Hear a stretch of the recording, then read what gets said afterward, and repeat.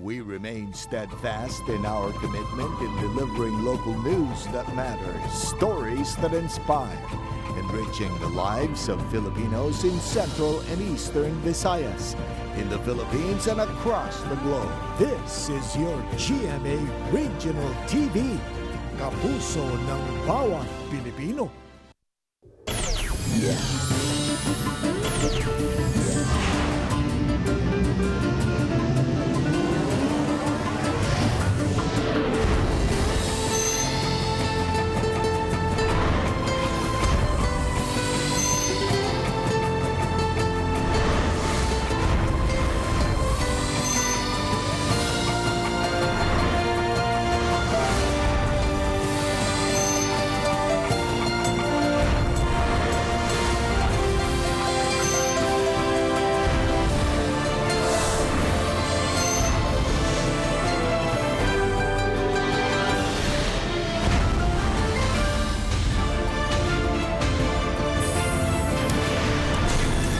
Ang GMA Regional TV Balitang Bisdak.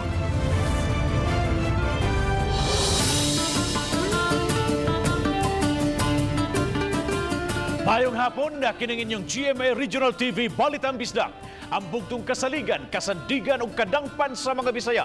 Ako si Bobby Nalsaro. Nga magatod sa labing dako ug mga nagunang balita nga mahinungdanon sa Central ug Eastern Visayas. Ako si Alan Domingo. Ako si Cecil Kibod Castro, live si GMA Complex sa Dakbayan sa Cebu.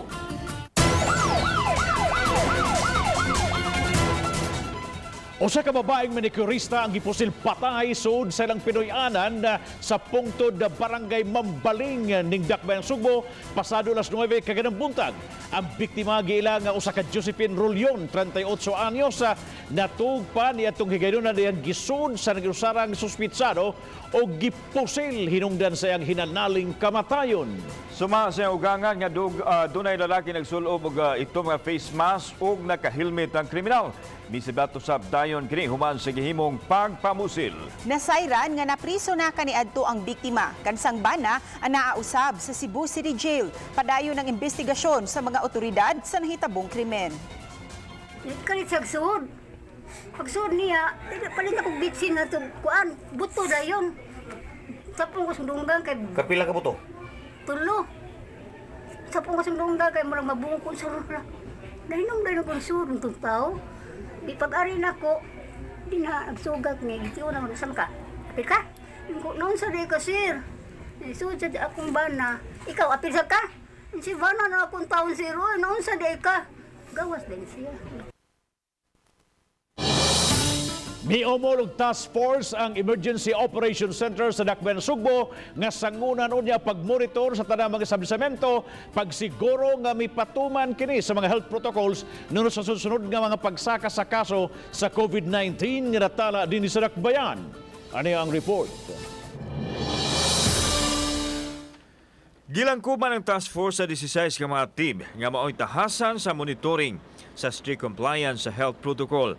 Makigtagbo usab ang EOC sa matag dumala sa mga malls o ubang mga commercial establishments. Lakip sa tutukan sa EOC ang mga resto bars diin higpit nga ipatuman ang pagsulob sa face mask. Sa nakalabay mga adlaw nagkatala og taas nga bag-ong kaso ang Cebu City. Apan wa kunoy ang ngayang ikalarma sanglit na aksyon na naman dayon pinagi sa pagpugong nga makakatap ang virus. Giklaro usab sa Pangulo sa EOC Joel Garganera nga ubos pa kaayo ang occupancy rate sa mga healthcare facility sa syudad. Mas ubos usab ang positivity rate niini. Figures don't lie. Medyo ni sakasakat. But it is not alarming, no. Why? Kaning atong na-test karon is 1,504. Tanaw atong positivity rate. Way within the WHO nato nga threshold. Samtang andam muluag ang dakbayan sa pagsulob og face shield ilabi na sa gawas, apan gikinahanglan nga magsulob sa mga indoors o sa mga public transportation. Og enclosed gani, unya air condition or public transport for that matter, para nako it's imperative yun ang kuan. Ang facial yun. Kauban si Cleofer Lumayag, ako si Alan Domingo. Balitang Bisdak. Mga frontliners batok sa COVID-19 gipasidunggan atol sa 60th Charter Day celebration sa Lapu-Lapu City. Gipasigarbo usab sa mayor ang padayong pag-ubos sa mga kaso sa COVID-19 ug ang nagkadaghang mga panganon nga nabakunahan. Si Luan Merondina sa report. Gibuksan ang 60th Charter Day celebration sa Lapu-Lapu City sa usa ka flag raising ceremony. Gisundan kini sa pagpasidungog sa mga frontliners sa COVID-19, sama sa mga sakop sa uniform service ug ang tanang mga naglangkob sa crisis management team. Gipasigarbo ni Lapu-Lapu City Mayor Junard Ahongchan nga nagkadaghan na ang mga upunganon nga nabakunahan batok COVID-19. Matod sa mayor, ana-ana sa 22,264 ang nabakunahan, samtang 102,161 na ka mga taga Lapu-Lapu City ang naparehistro. Temporaryo mang nahunong sulod sa tulo ka adlaw ang COVID-19 vaccination sa dakbayan kay nahurot ang supply sa Sinovac ug AstraZeneca vaccines apan ugmang adlaw buksan na ang usa sa dakong vaccination center sa Lapu-Lapu alang sa pagpamakuna gamit ang Pfizer vaccine. Sa dili madugay, ingpit na natong mabuntog si COVID-19 ug mapadayon ang kalambuan na atong nasugdan. Samtang ipasabot sa mayor nga dungano na unya ang paghatag sa quincentennial ug Charter Day bonus alang sa mga kawani sa City Hall sa hinapos nga bahin ning tuiga. Usabon ang Charter bonus o ang quincentennial bonus para makasave jata walo kita na nato ang syudad karon are facing this pandemic. Uban ni Philip Patricio o Rod Prado, Luan Merondina, Balitang Bisdak. Mas paspasan pa sa Mandawi City ang pag-master list sa mga residente kabahin niining nagpadayong vaccination batok COVID-19. Himuon ang subsob nga house to house aron makapalista ang uban ug makakonbinser sa uban nga magpabakuna. Ang report ni Nico Sereno. Miresume na sugod kagahapon ang pamakuna sa Mandawi City. Karong adlaw, bukas na og balik ang upat ka mga vaccination sites human makadawat og dugang supply sa vaccines ang dakbayan. Usa sa naabta namong nagpabakuna kaganiha si Barangay Kapitan Selma Sanchez. Isip frontliner, senior citizen ug nahisakop sa A3 kay dunay mga comorbidities, gikalipay niya nga nabakunahan na gyud. Nataod-taoran siya ini kay nangayo pa og clearance sa doktor. Expose gyud mao na nga naningkamot lang gyud ko bisag nahadlok ko, ningkamot gyud ko nga kanang magpabakuna. Labi na nagserbisyo ta frontliner, so kinahanglan gyud ta kitay model. Gibutyag sa City Health Office ang delivery sa mga bag-ong vaccines gikan sa DOH mag-agad sa ilang request. Hayan adlaw-adlaw lang unya ang pag-deliver niini ngadto sa dakbayan kay gikonsidera sab ang storage. They can deliver every day as kanang kumo request lang mi basta lang nga ma-store lang siya properly sa cold chain nato. Gitinguha karon sa syudad base sa abiso sa DOH makumpleto na ang master listing sa kabarangayan alang sa COVID vaccination. Gimanduan ang mga barangay health workers ug volunteers muhingusog sa paglibot sa ilang mga jurisdiksyon alang sa pagkuha og impormasyon ug detalye sa mga residente. Lakip sab ini ang pagdala og gadgets nila aron maabagan sa pagparehistro sa system ang mga mulupyo nga walay access niini. Tanan ng tao sa barangay, mga barangay health workers, mga on-the-job trainees nato, plus all other personnel will be tapped. So we have a tall order to finish the master listing before July 1.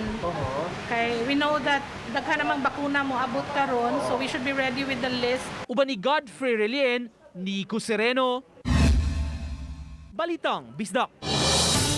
Gagmay nga patigayon sa dakbayan sa Talisay, abagan kini sa bag-o lang gibanhaw nga Talisay City Chamber of Commerce, Trade and Industry. Ang report ni Fimarin Dumabok. Tungod sa pandemya, daghan sa mga patigayon sa syudad ang nasirado. Apan pipila usab sa mga bag-ong negosyo ang nagbukas. Hinungdan nga nagkasabot ang mga bag-ong opisyales sa Talisay City Chamber of Commerce, Trade and Industry, kun TCCTI, nga mopahigayon og summit sunod semana. Subay kini sa mga giandam nila nga mga programa.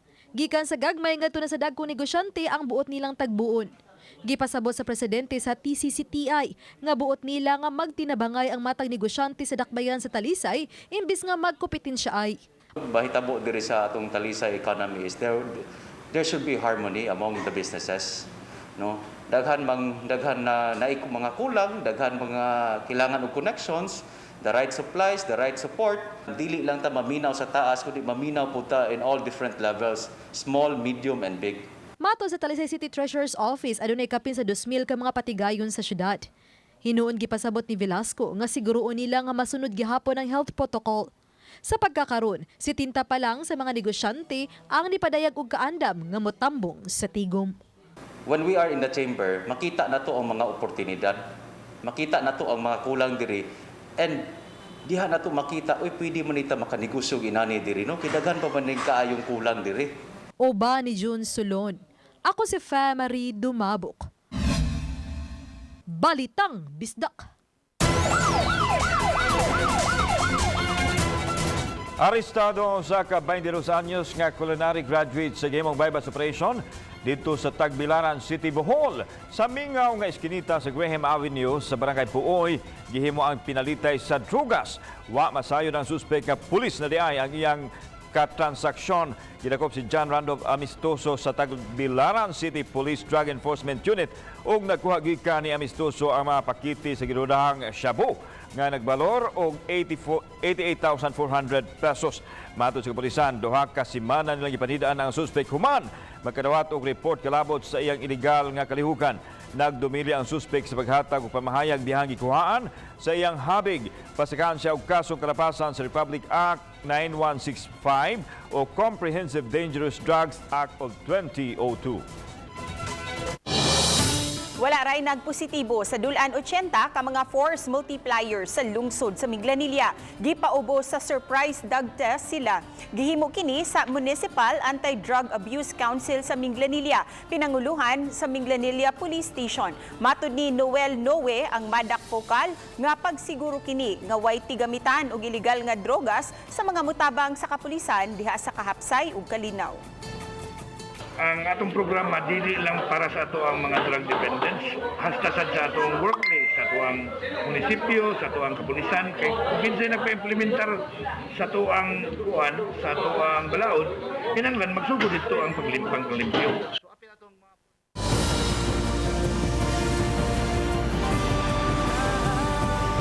Kini ang GMA Regional TV Balitang Bisdak.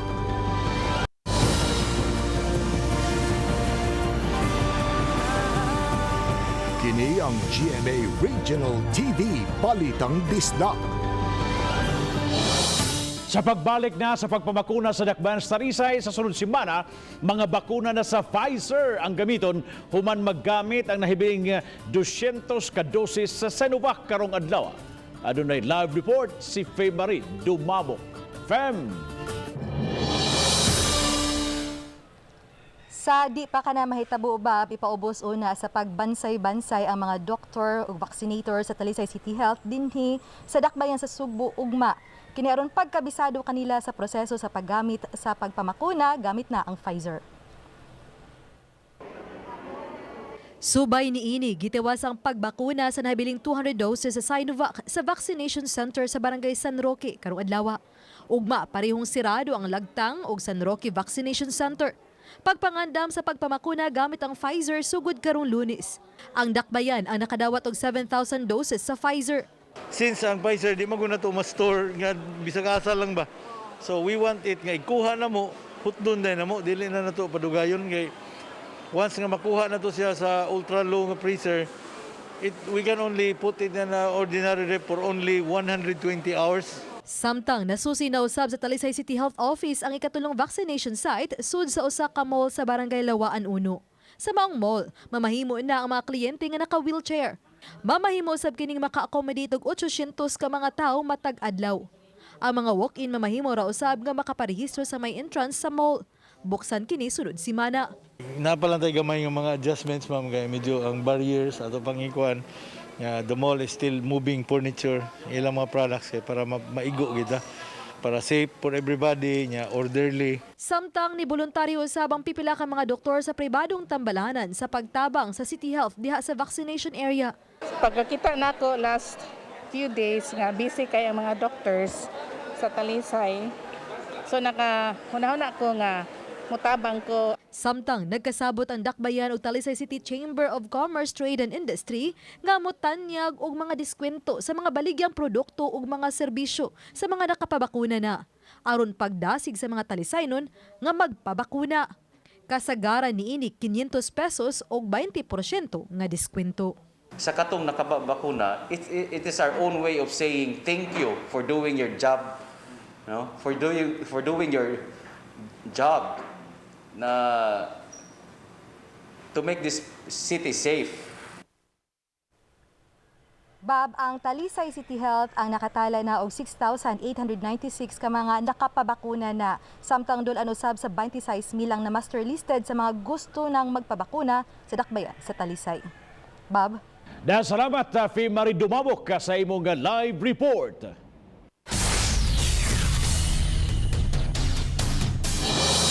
Usa ka konkretong Pinoy-anan nga hapit na matumba ang nakahatag karon og kahadlok sa tag-iya og sa mga tao sa ilang palibot. Nakaali usab kini sa agianan sa sapa nga mao hinungdan sa baha nga moawas sa Purok 3, Upper Riverside Barangay Kampothaw sa Dakbayan sa Cebu. Ani ang balitang barangay. Nagharag na kining balaya nga gamay duot lang posibleng matumba na.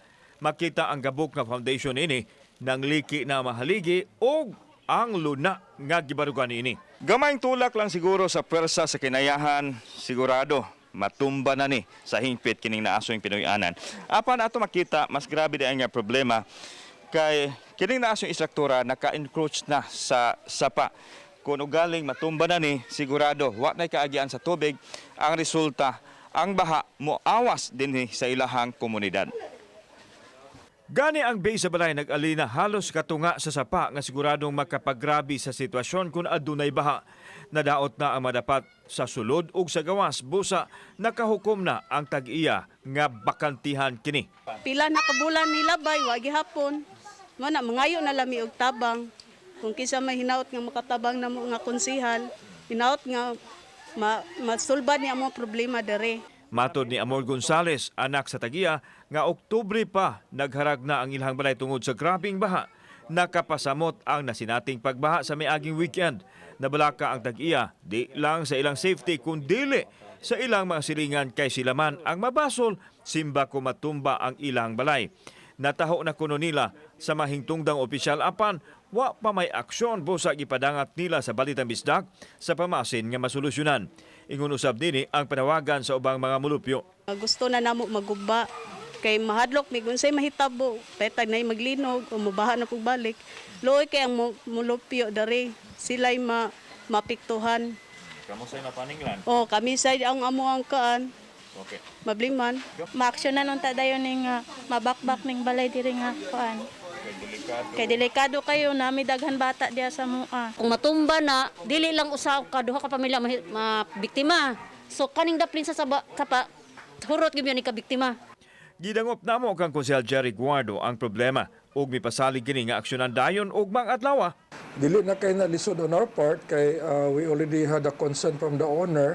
So with that consent then we can immediately deploy and take position sa property para makasud ang ato ang personnel for the immediate demolition sa iyang balay. Gidugang sa konsehal nga ang sapa sa dapit lakip sa programa sa LGU ug sa DPWH nga gigahinan og dakong pundo. Ang Lahog River actually is part of the sa kuan na siya sa drainage nga master plan bitaw, comprehensive nga drainage master plan. Kauban si Cleofer Lumayag, ako si Alan Domingo. Balitang Bisdak. Sa Sa silingang lalawigan sa Negros Oriental, padayong nagsaka ang mga kaso sa COVID-19. Sa Dumaguete City lang, miabot na sa 1,915 ang total cases. 1,208 niini nangaayon na og 56 ang nakalas. Natala usab ang dugang 116 ka mga bag-ong kaso tungod niini, miabot na sa 651 ang active cases sa Moong Dakbayan. Usa kanila si Isa, 6 anyos ug bugtong anak sa magtiayong Bustamante. Naundang sa trabaho isip call center agent ng iyang inahan aron adunay makabantay kaniya sa pribadong tambalanan. Wala say trabaho si Felix Bustamante, ang amahan ni Isa, isip chef sa usa ka catering services tungod sa pandemya. Malaumod ang mga ginikanan sa bata nga makagawas na si Isa. Apan na problema kung asa kuhaon ang ibayad sa tambalanan.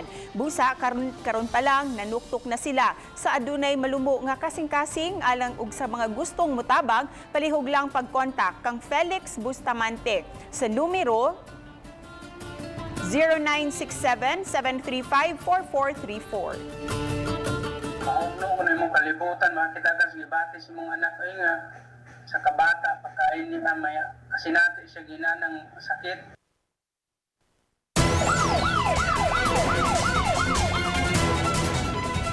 Ni pahimangno nga bagtayan gyud kanunay ang mga bata nga magduwa-duwa.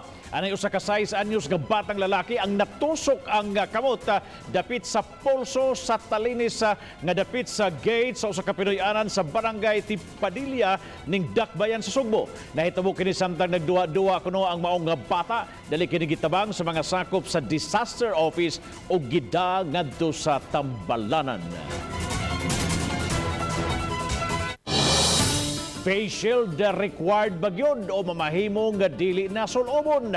Mitumaw kini mo ang pangutana taliwa sa pahibao nga mamahimo na kunong dili suoton o magsuot ang mga tao og face shield sa pag-iistorya tali sa mga senador na mahayag si Presidente Rodrigo Duterte nga mamahimong dili na magsulob og face shield ang mga tao sa hospital setting na lang kuno kini ang ayang suoton. Apan sa labing uwahing kalambuan giingong moapilar nini ang maong pamahayag ang DOH pinaagi ni Sekretary Harry Roque o sa iyang bahin girespeto ni Mayor Jonas Cortez ang panahom sa kauluhan nga mamahimong di na magsulob og face shield. Pasabot niya nga doon na sabsilay gibasihan nganong ipa-implementar ang maong kamanduan. Apan matod niya bisan wa ang face shield, importante gihapon ang face mask nga sulobon yun sa tanan. I still have to check, no? Again, I think doon na sa naslay basis, no, rason nga, no. So, para lang ang face shield na mga. Pero ang mask, ato lang yapong ikon. Gipadayon na sa Comelec sa Dakbayan Sugbo ang off-site registration sa mga barangay. Ilabi na sa mga bukirang barangay. Samtang, padayon nga bidag sa mga tao sa batan sa Comelec aron makaparehistro alang sumabot ng eleksyon sa 2022. Mudawat na sila og walk-in nga magparehistro. Usahay makalimutang uban sa minimum health protocols apan badlongon usab sila sa masakop sa task force kasaligan uban ang kapulisan. Kay ilan na gyud ang barangay. So oportunidad gyud na nila nga sa ilan na gyud di na sila maridiri. Mga nagit sila. Kapin sa usa ka libo na ka mga mulupyo sa lungsod sa Cordova ang nabakunahan. Matud ni Prosesa Lilian Guanzon, ang Chief Nurse sa Rural Health Unit sa Cordova, nga aduna nay 700 ka mga medical frontliners nga nabakunahan, 702 usab ka mga senior citizens ug 213 ka mga individual nga with comorbidities ang nabakunahan. Sa pagkakaron, aduna nalay 47 vials sa Sinovac vaccine nga nahabilin nga gitagana alang sa second dose sa mga ana-ana sa A2 category. Hinuon, may naabot karong adlaw nga 100 vials sa Sinovac vaccine. Awa man pod mi nakasuway og nahunong, ma'am, kay mo supply raman pod ang PHO nya, di man pod layo. In 30 minutes abot naman mi didto.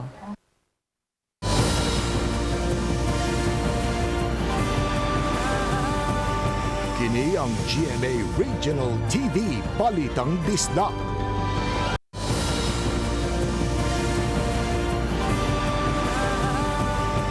Kini ang GMA Regional TV Balitang Bisdak.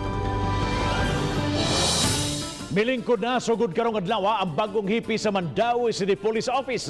Misaad siya sa pagpadayon sa hugot ka kampanya kontra kriminalidad. Ingon man ang mga direkta taliwa nining nagpadayon karong pandemya. Ang report ni Nico Serino.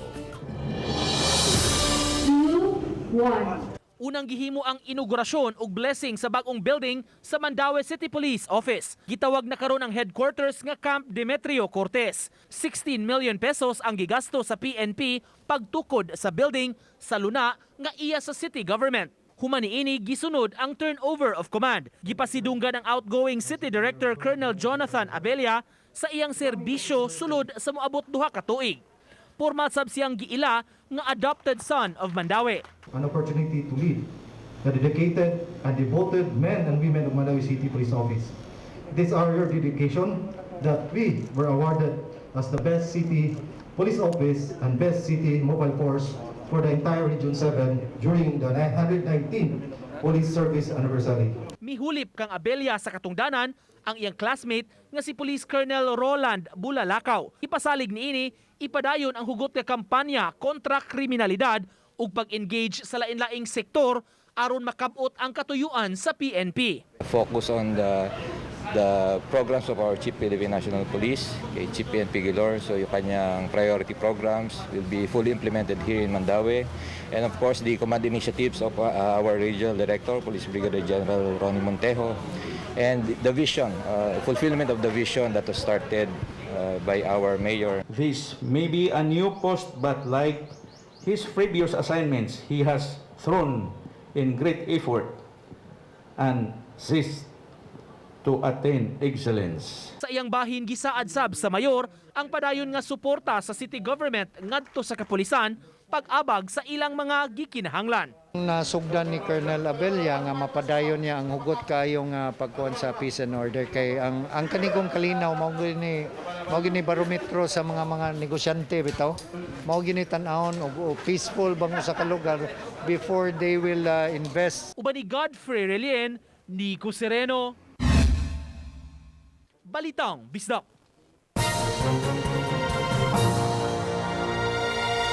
Mao ni ato ang latest weather update para karong adlawng Huwebes. Habagat o southwest monsoon mao'y nakaapekto karon diha sa amihanang bahin sa Luzon. Ug wala tay gibantayan nga daotang panahon, low pressure area o bagyo duol usod sa ato ang PER. Maong karong adlaw ang tibuok Kabisayaan, Palawan, lakip na ang Kalayaan Islands ug Occidental Mindoro makasinati ta sa generally fair weather condition. Kasarangan o init nga tempo sa panahon, gawas lang gihapon sa mga tsansa sa mga panagsang pagpanag-um, inubanan sa mga patak-patak na mga pagulan, pagpanugdog og kilat, dala sa localized o mga isolated thunderstorms. Ug para sa dugang detalye, bisita ato ang official website. Ug mao na ato ang latest gikan diri sa buhatan sa Pag-asa Mactan, Visayas del Oeste. Kin si Joseph Merlas, maayong adlaw. Sa lalawigan sa Siquijor, libuan ka mga batanon ang midawat sa sakramento sa kumpirmasyon nga gipanguluhan ni Dumaguete Bishop Jolito Cortez sa Diocese of Dumaguete. Mato ni Father Leonardo Tan, Youth Formation in Charge, og tagduma sa kalihukan nga kabahin ang kalihukan pagduyog sa kasulugan sa 500 years of Christianity sa nasod. Taliwa sa pandemya, gipakita gihapon sa mga sikihudnon ang hugot nilang pagtuo sa Dios diha sa pagpahigayon o kumpirmasyon. Hanay ra hinoon og misubay kini sa health protocol. 69 ka mga gi-impound nga motorsiklo sa gawa sa Talisay City Police Station ang gidispatsar na. Ang maong mga motorsiklo matud sa kapulisan gigamit sa mga krimen nga hangtod karon wala pa kuhaa sa mga tag-iya. Gipasabot ni Police Lieutenant Roberto Barnido Jr., Deputy sa Talisay City Police Station nga nagdasok na kini sa ilang buhatan sud sa kapin usa ka tuig. Didto kini ihatod sa dakbayan sa Bugo nga maoy butanganan sa mga nasakmit nga mga motorsiklo sa kapulisan.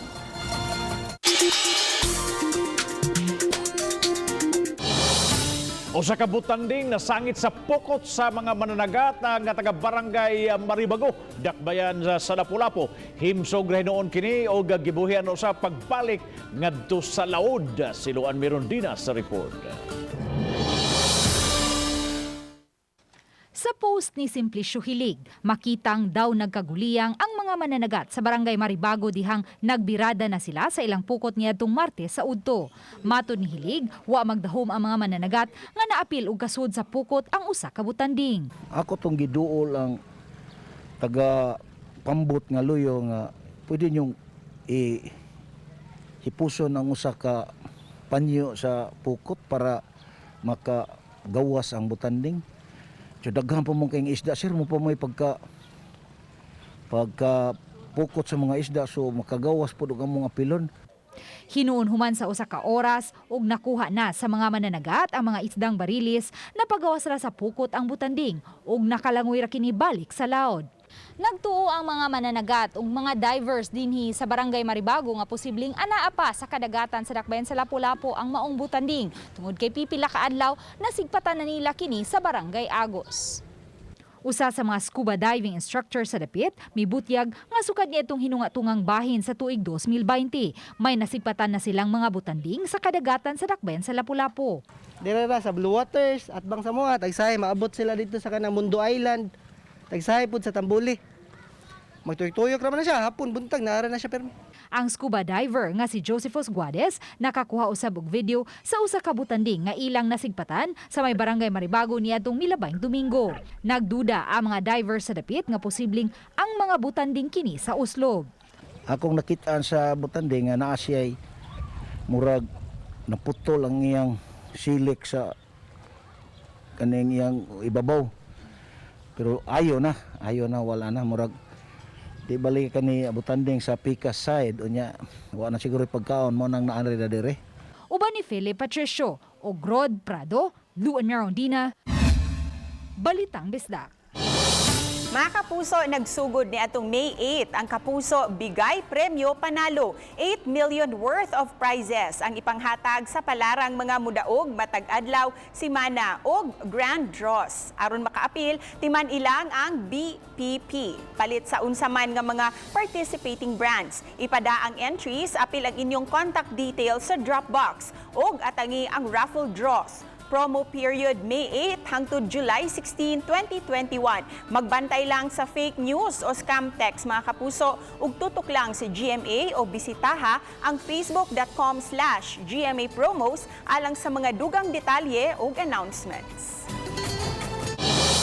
Isip selebrasyon mga kapuso sa 71st anniversary sa GMA Network, mausab ang pag-kick-off sa serye sa mga Kapuso Fans Day on TV. Ubananta si Legal Wives star Bianca Umali nga mulingaw ug sa samang higayon magpasalamat sa iyang mga fans sa tibuok nasod sa labing una niyang Fans Day niining New Normal. Ugma kini mga kapuso ha, ayaw ninyo si Piata, alas 8 sa buntag, ugma sa GMA Regional TV Live. Daghang salamat sa mga kapuso nato apil lang na sa gawas sa nasod nga nikisayod sa mga dagko ug mga nagunang balita sa rehiyon. Ako si Alan Domingo. Ugi ka namong tanan dinhi sa Central ug Eastern Visayas. Ako si Cecil Kibod Castro. Ang inyong balita nga among balita kay matag lokal nga balita mahinungdanon kining inyong GMA Regional TV Balitang Bisdak. Buong puso para sa Pilipino. Ako si Bambi Nalsaro ug maayong hapon mga kapuso.